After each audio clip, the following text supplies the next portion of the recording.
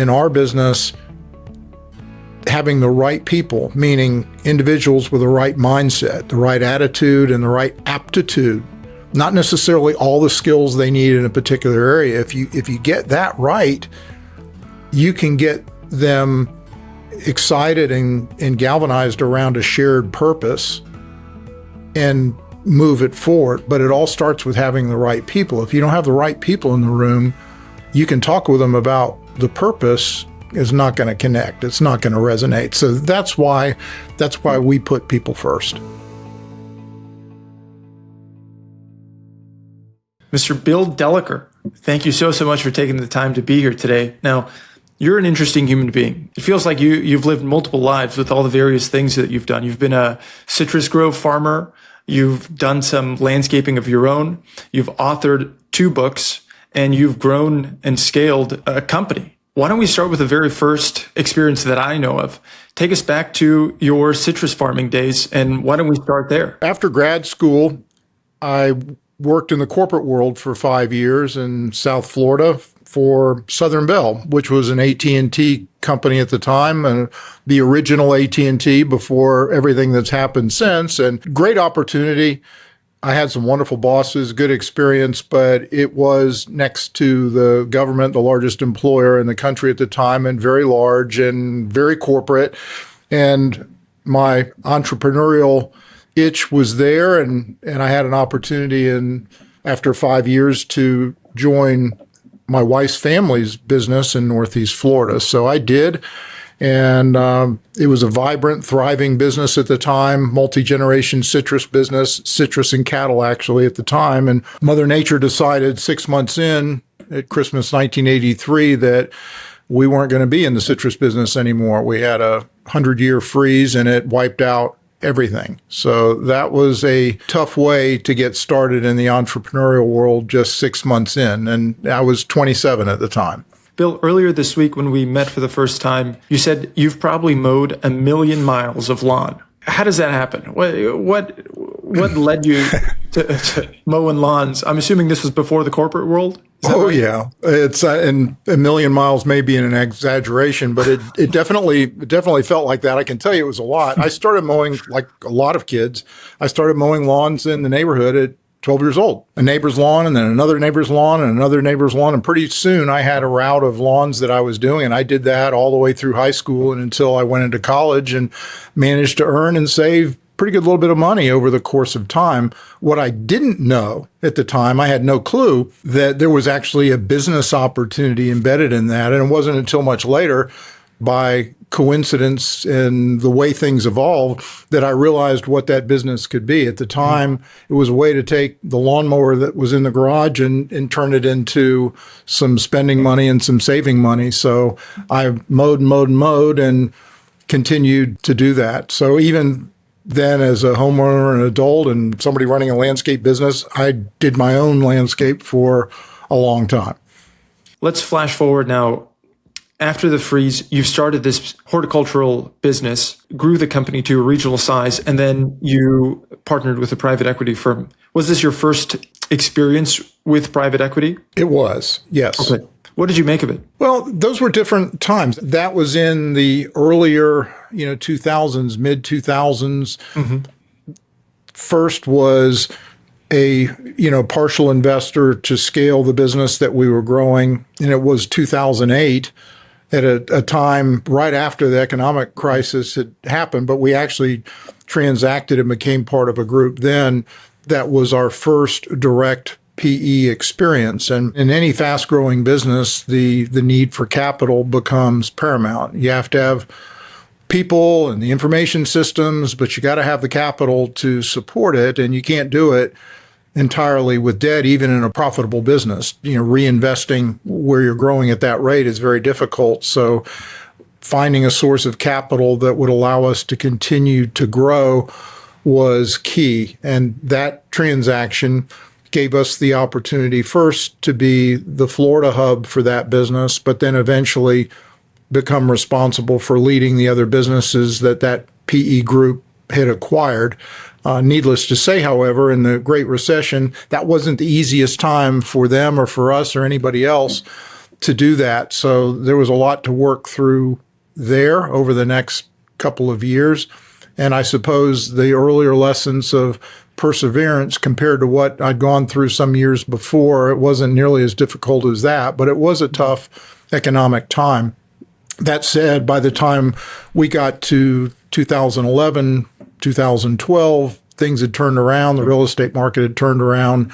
Yes. We'd positioned the business to grow, and it really took off from there. You mentioned the need for capital to scale the business. How did you apply that capital? Was it to get more trucks and equipment in the fleet? Was it to acquire a smaller company in the Florida region? What was the most important use of that capital? It's primarily investment capital for growth at that point in time, and growth would be opening a new branch operation and the fixed costs associated with that. Investment in systems, more powerful systems than what we had, and investment in new technology and resources, and selectively acquisitions that were accretive to the business where we could expand the footprint, and we did that as well. So running an existing business with the cash flow and the earnings coming off of what was a very profitable operation at the time provides the working capital that you need, but it doesn't provide the volume of growth capital that was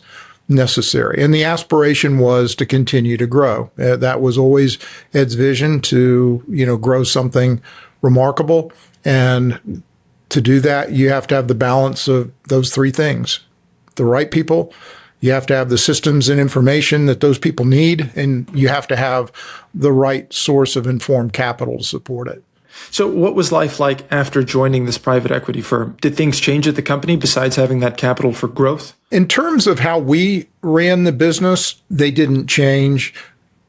Our joining that enterprise at the time, we had the systems that the other businesses that were part of it didn't. We had the structure that wasn't in place. We had a business development function that wasn't in place in the other businesses. And long story made bearable, it evolved from us being just in Florida to becoming responsible for the other companies and deploying the systems that we had across the larger enterprise. So what changed more than anything was that what we were doing became part of what was done with the other businesses that were part of the platform at the time. And as a result of that, the private equity sponsor's strategy also evolved, where they had an original intent to keep separate brands in separate regions.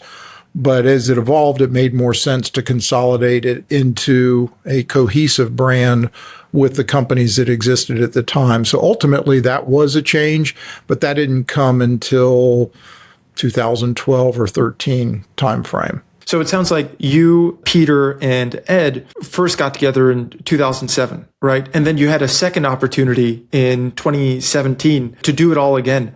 What do you think the secret sauce that the three of you discovered in the early days in 2007 that you carried with you into Heartland? A couple of things. One of them was just the level of trust and chemistry that existed. That was foundational. But the learnings of what it took to scale when you go from a single location to a branched-based business and different markets where you can't be in that location every day and see what's happening, and figuring out how to scale that. What were the things that needed to happen in order for that to work? Those learnings came with us because you learn along the way what to do, what not to do, and it becomes more difficult. So figuring out how a true branch-based service business works and how to set it up and how to structure it and what kind of systems are needed, all of those learnings were incredibly helpful for creating a foundation for Heartland. So when we were focused on that, it was really about building the foundation for the first few years, getting the right structure in place and the right approach in place to the point where we could scale it. Did you guys get anything wrong?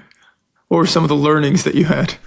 Oh, gosh, you learn every day, in this business, in any business, you learn every day. Things change. Technologies change, new things happen. We had a very clear vision for what the power of the local brands was. If you have the right company in a market, the power of that brand, the history of that brand, the DNA of that brand an understanding of the power of that because we'd had it, lived it, breathed it before, and it's a very local type of thing that exists. So we understood that, and we felt like that was key. The right branch-based structure was key.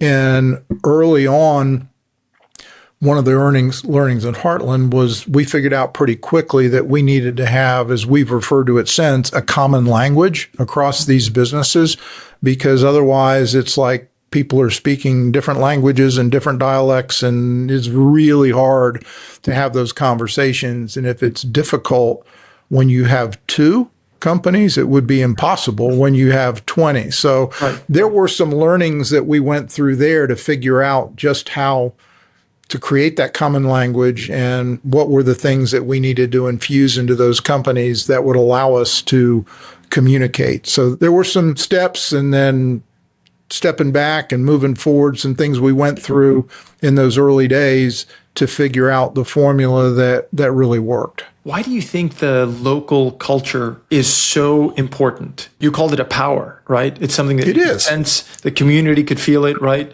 When they see the name of their local operation, see their trucks and their people working. Why is that so powerful? The people that you serve are local people. The people that work and live in the communities and whose kids go to school and play sports together and stuff are in those communities.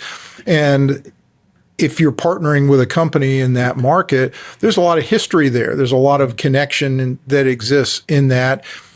And for the most part, no pun intended, I mean, this is a grassroots industry. It is really rooted in those markets, and there's a lot of pride that goes into that, where the folks who work there, they're really proud of the name, they're proud of the color of their vehicles, they're proud of the way they've done things and how they've grown it. That magic and that energy and that pride is something worth keeping alive. So one of the things that I believe we got absolutely right was figuring out how to protect and preserve that and do the things with and alongside the partner companies that would be difficult for them to do themselves. And if you're a local operator trying to do it all yourself, your knowledge and experience is limited to what you know. Your capital is limited to what you know. But if you're able to unlock some things that you can't do by yourself, but you can do if you're partnered with other like-minded organizations, suddenly some really powerful things can happen. What do you think some of the fears were when speaking with these businesses? And, you know, they've built up this pride, this rich history in their company. What were some of the fears they had about joining a larger organization, maybe a state or two away? Yeah, there's understandably a lot of anxiety there. You know, you'll have an owner, a founder, maybe in most cases, a founder, owner, operator who, for a variety of reasons, by age or circumstance or desire, is ready to exit and trying to figure out how to do it. If they're good owners, they're worried about their people and what the future is going to look like for their people.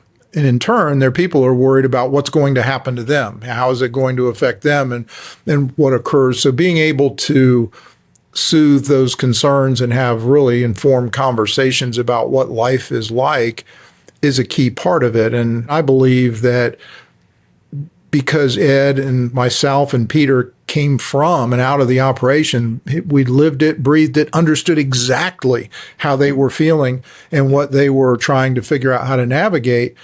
But at the same time, the businesses have grown to a point where, for one of several different reasons, they've reached a ceiling. There's certain things that are limiting factors that are holding them back.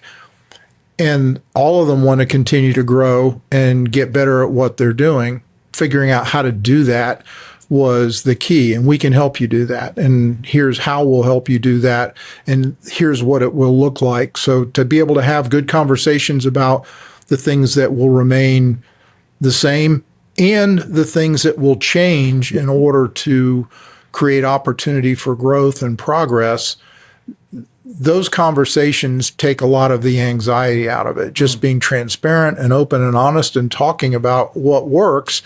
And over time, having partner companies that have been part of Heartland now for quite some time, people in those businesses to be able to speak to what their experience has been, better for them to hear it from someone who's part of it and happy than someone who is just telling them what it's going to be like. So I think it's a combination of those things.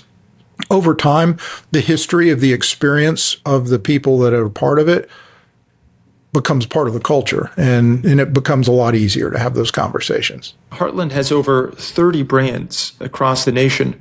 How has the core Heartland language that you've developed so long ago, how has that evolved with each new brand joining the organization? The intent was and always has been for Heartland itself not to operate as an operating company, to be a central service network for supporting the operating companies. So thinking about it with them as our customers and supporting them in a variety of different ways, that's been the formula. And in the early days, in the foundational days, Heartland was relatively unseen and quiet in that. It continued to be the local brands that we had at that point and working with them to get those things in place. So it's always been about that, creating the infrastructure at a Heartland level that would support the operating companies. And when I say what I'm about to, and that's to help them become better versions of themselves, that's not a clever phrase. It really is about getting better at what they do and creating capacity for growth and opportunity. Mm-hmm. And what's exciting about that is growth creates opportunity for the people within those businesses. And as a senior person, someone who owned it, owner-operator, moves on, goes into an advisory role, that next in command comes up and someone comes behind them and the business is growing and they open a new location. Well, all of a sudden, there's opportunity for people, and it creates excitement and it creates energy, and people will feed on that.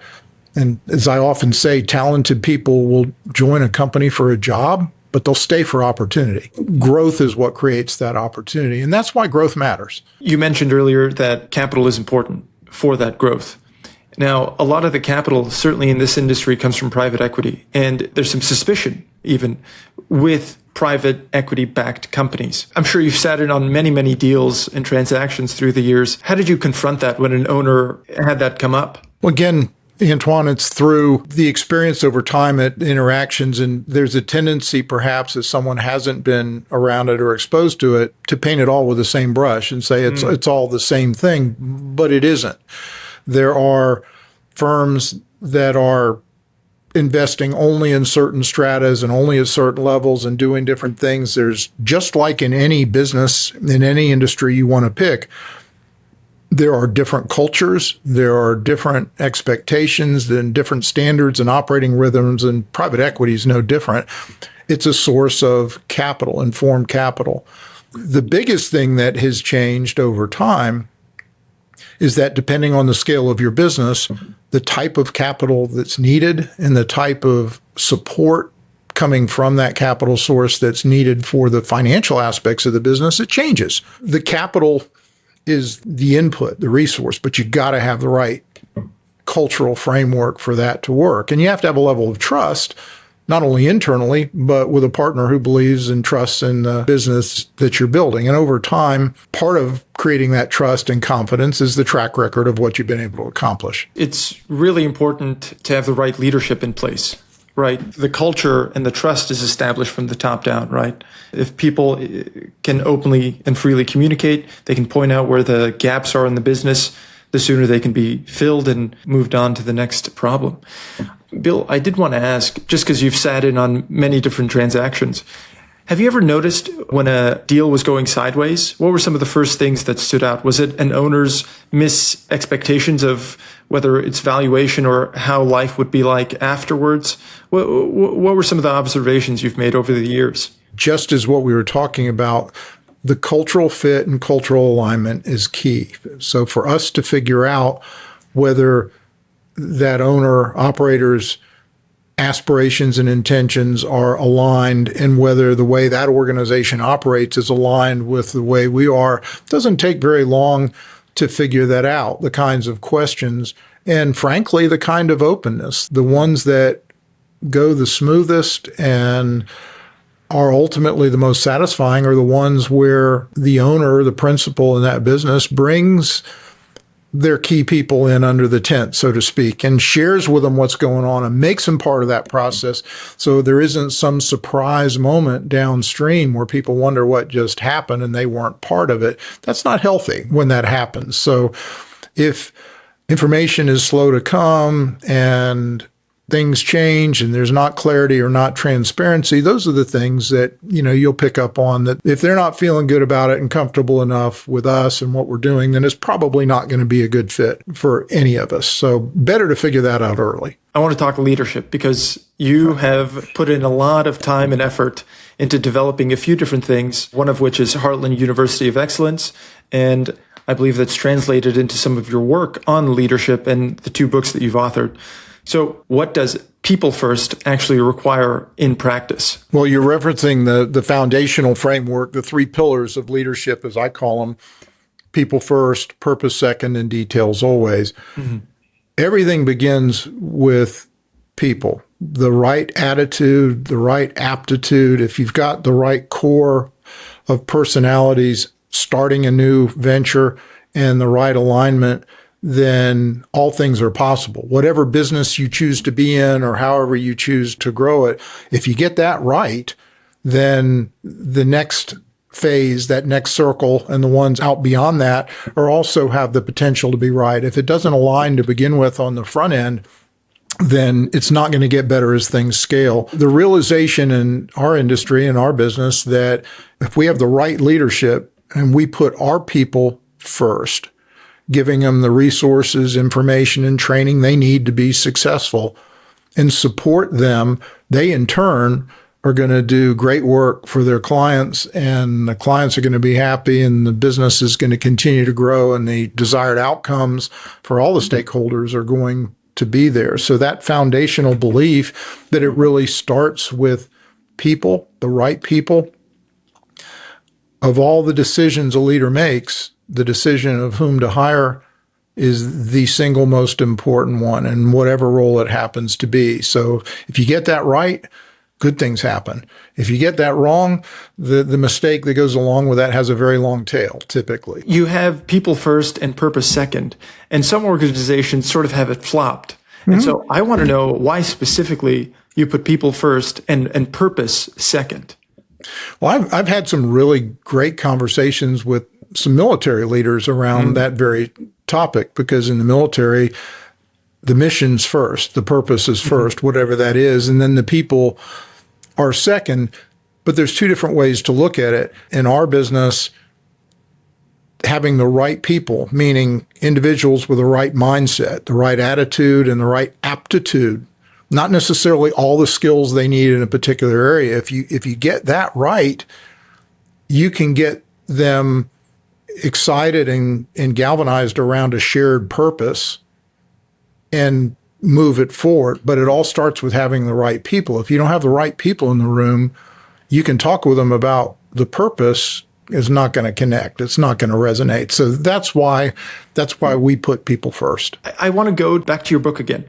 One of the core questions in your book is, how do you scale structure without losing soul? What's your thought on that today, looking back? To be very intentional about staying true to the vision for the business and the core guiding principles that are there. At Heartland, our guiding principles are not a poster on a wall. I mean, they are real things that we talk about and on an ongoing basis that are used as filters for decisions. Is the decision we're about to make or the action we're about to take aligned with these things? Is it going to keep us aligned? Again, with growth, it becomes more challenging. By a couple of years ago, the size of the business and the number of direct reports and companies in the 20s becomes unworkable, unscalable. You can't give people what they need. So how do we adapt the organization and the business for that? With that came a decision to move to a regional structure. What was critical to us was to make sure that the people in those roles and the way that we did it were absolutely aligned with what I just spoke about, and also with one another on how we're doing things. Because if you're not aligned in that room at that level, there's no way it's going to be aligned when it gets out there. And you run the risk of bureaucracy and rigidity to creep into to the business and start stifling the creativity and the entrepreneurial spirit that people had. And it can become like hardening of the arteries in a business for when that takes place. So being aware that if the culture is not healthy or the signs point to lack of engagement or deterioration, then that's a warning signal. I think you touched on one of the questions I was going to ask you next is, what are the first signs that a culture is starting to deteriorate when scaling? And I think you hit on a few things of, the communication breaks down, the employee surveys get ignored, people aren't heard. And so I think all these things attribute to the warning signs that you just pointed out a few minutes ago. You're right. And staying aware of retention, employee retention. Who's staying? If people are leaving, why are they leaving? Is it for a better opportunity or just a life change, or is it something else that's going on? But being very sensitive to those things, along with a people first belief, is having a vibrant human resources function, something that's not built just for compliance. There are things you have to do and have to do them well at scale. But more importantly, how do you recruit? How do you onboard? How do you support? How do you navigate the things that happen? That's a real investment. And it's one we've made to make sure that we can take care of the people. Mm-hmm. We can put people first and continue to execute at scale. And at the point the business is now kind of entering a third phase of transformation, continuing to refine those things while remaining vigilant about protecting the culture for the future is key. Bill, I wanted to ask you about when acquiring other companies and scaling, how do you balance standardizing things, the same language, right, across all the brands versus keeping local autonomy? Because that has to be a delicate balance, right?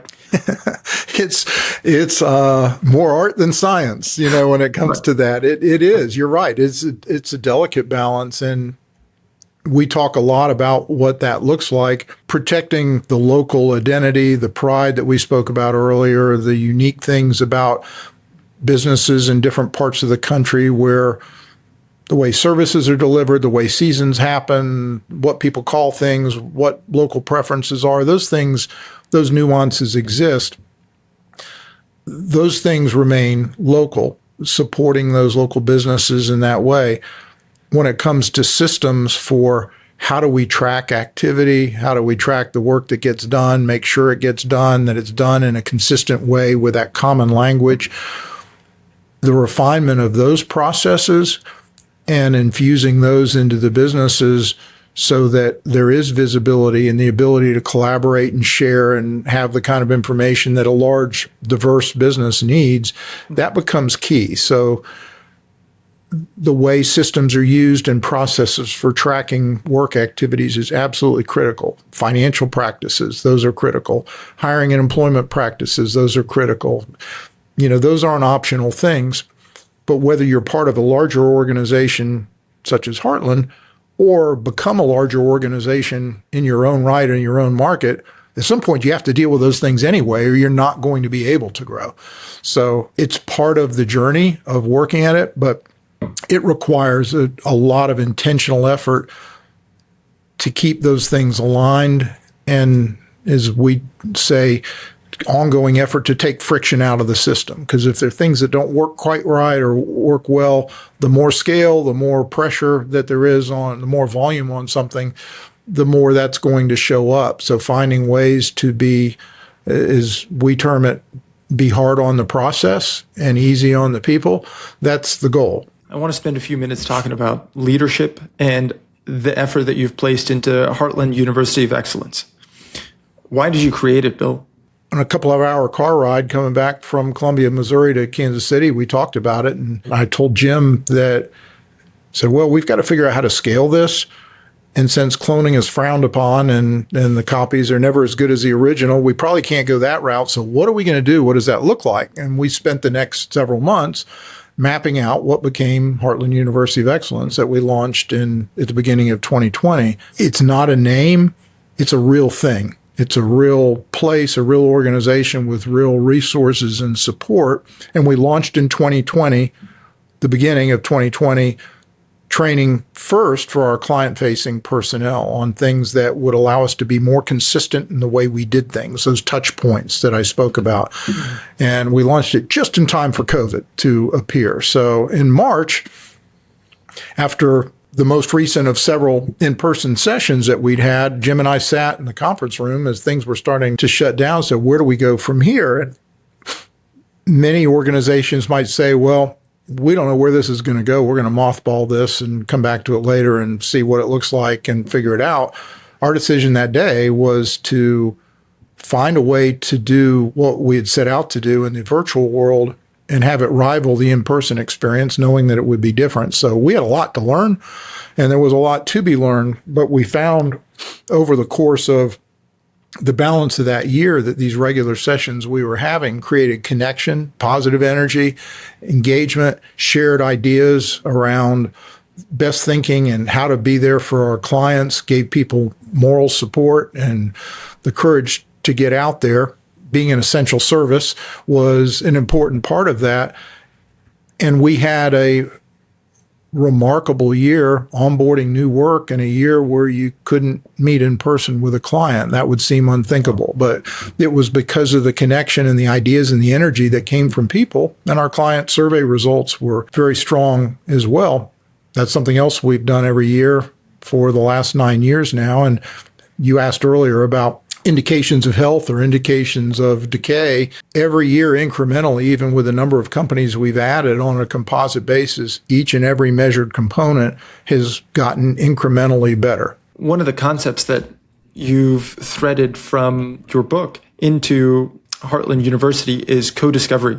Can you define what it is and why it's more effective than traditional training? Well, traditional training is one-way delivery of information, 80% download. Here's what you need to know. Here's how you have to do it, this and that. And maybe there's a Q&A at the end. That's traditional training.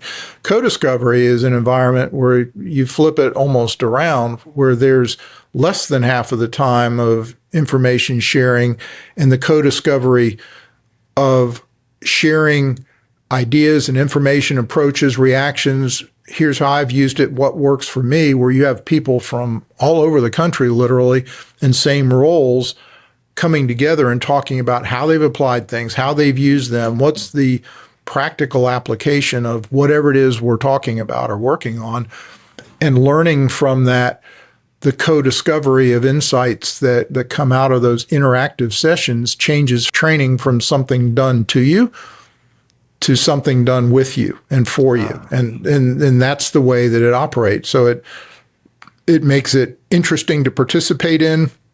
And it's always fun to hear what other people are doing in a similar role in a different place. And there's a little different twist of what they did and what worked. Sharing of that is as we would call it, the secret sauce of why it works as well as it does. Heartland's been around for 10 years, and it's been relatively kept a low profile in terms of marketing. Why is that changing now? Well, at this point, it's much more difficult to keep a low profile because there's a lot more visibility of the number of places that we're in and the number of people we have. In the early years, the foundational years, it was never about look at us. We had work to do and planning to do, and our focus was internally on how do we get this thing right and how do we make it go and how do we make good early decisions. So intentionally kept quiet. We didn't want the distraction of doing things outside of the business. We wanted to be focused, laser focused within the business. The next 5 years after that were a period of rapid growth and development and opening new markets. So there was lots to do.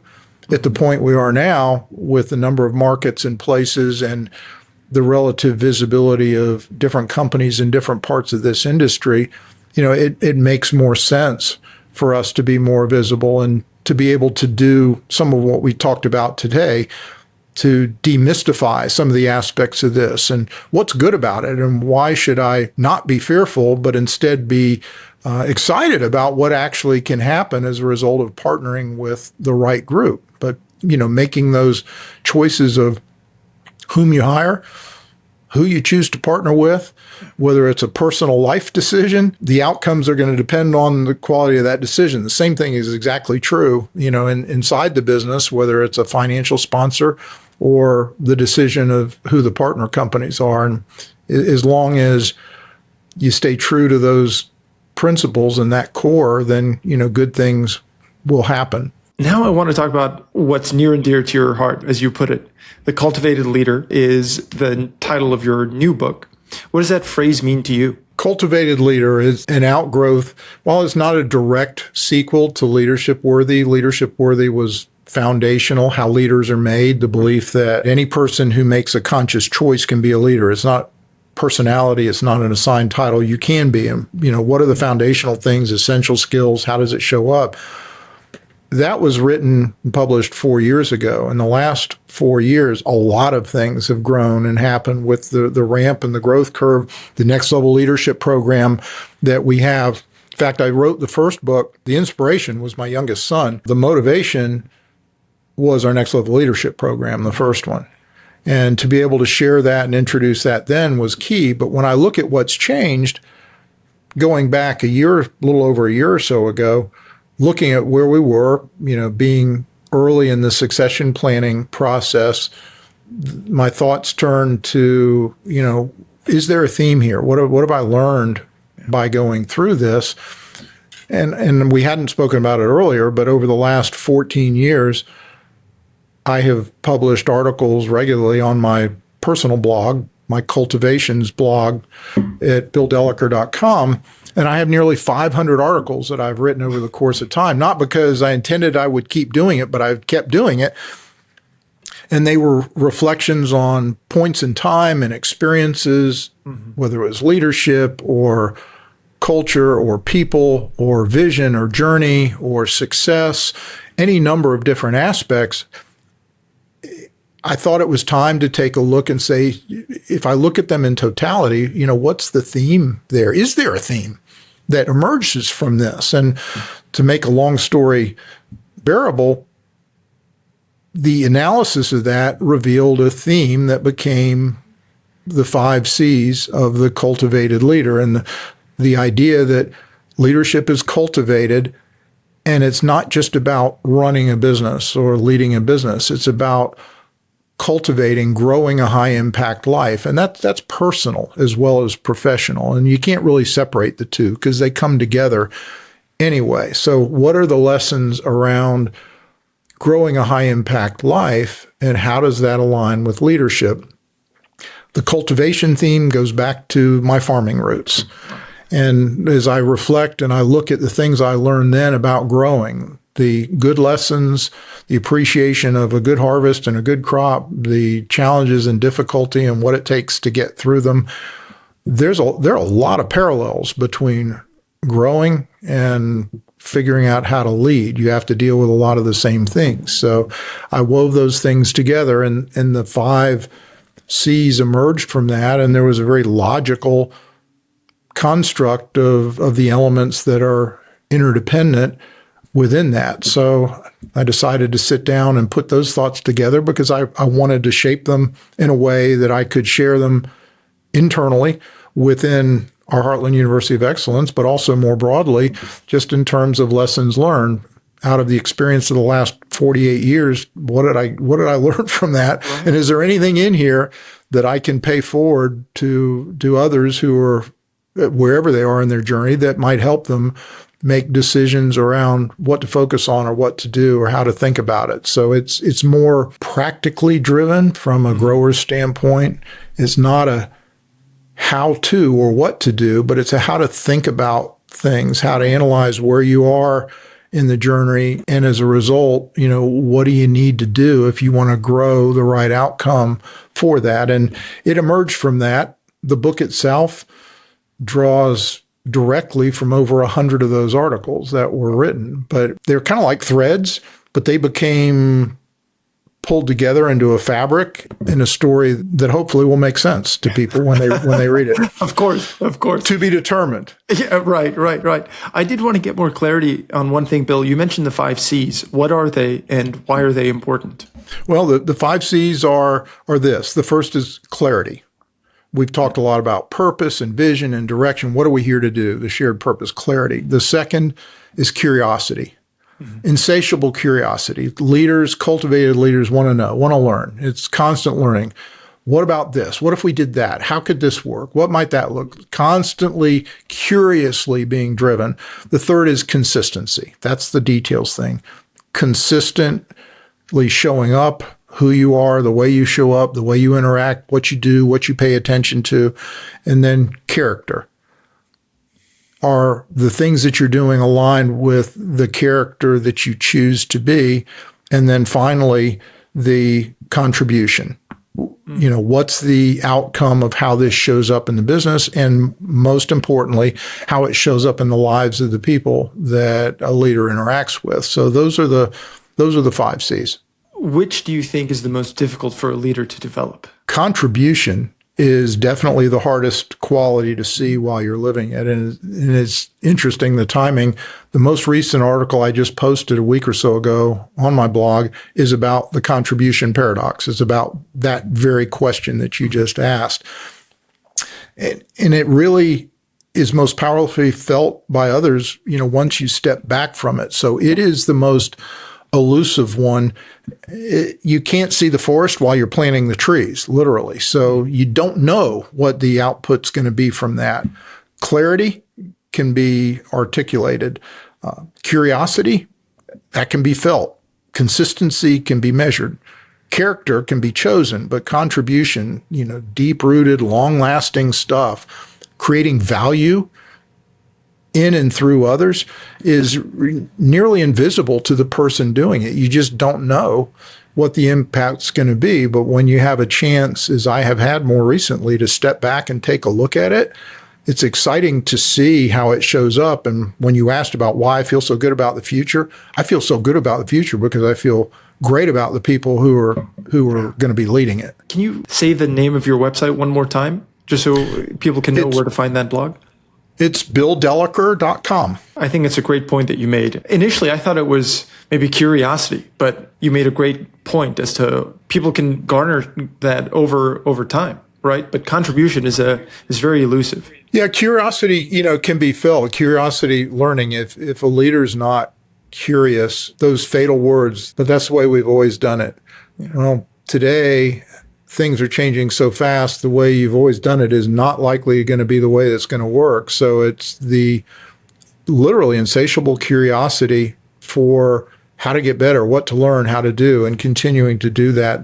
That's powerful. And you have the clarity, and it has to be followed by that. But then if it's curiosity, but it's not followed by actually delivery, consistency, then it doesn't amount to anything. And if the character doesn't support it, then it's going to fall apart. It's going to be hollow, and it's not going to resonate, and it's not going to grow. And ultimately, contribution is what lasts, what shows up in people. And when you see and hear people within the organization talking about the culture and talking about the importance of who and how we hire and talking about how onboarding is done and talking about all the things we've discussed today, and no one's telling them that's what they need to be thinking about, that they've picked it up, they're living it, they're breathing it, and they're part of it, and they are collectively the stewards of carrying that forward. And that's why I feel good about the future. And it's exciting for me now to see what this next group is going to be able to do. It's going to be fun. Yes, and I get to stay involved in around the edges here. That's wonderful. Bill, I want to end on a speed round of questions. So I'll ask you a question and maybe provide 1 to 2 sentences. You want to give it a go? Let's give it a go. Let's do it, Bill. So for a founder thinking about selling, what should they evaluate beyond the price of their company? The character and the quality and the culture of the people with whom they'll be associated. What are some questions they should ask a potential buyer before signing a deal? You spoke about it earlier. What will change and what will stay the same? And as a parallel to that, what does opportunity look like for my people? What are the biggest mistakes founders make when choosing a buyer? Potentially being focused more on just the economics versus the longer term value and what the organization they've built will look like downstream. What makes someone successful after closing a transaction? Well, it depends on the role that's desired by that person. But if the founder is going to continue forward the mindset of being adaptable and willing to change and grow and explore new ideas and ways of doing things, I think that's a big part of it. And also the visibility of what opportunity looks like for their people. And in some cases, it's more about the opportunity for the people they have coming up behind them and what's that going to look like. And that's important not only to them, but important to Heartland. So it really depends on the role they're going to be in.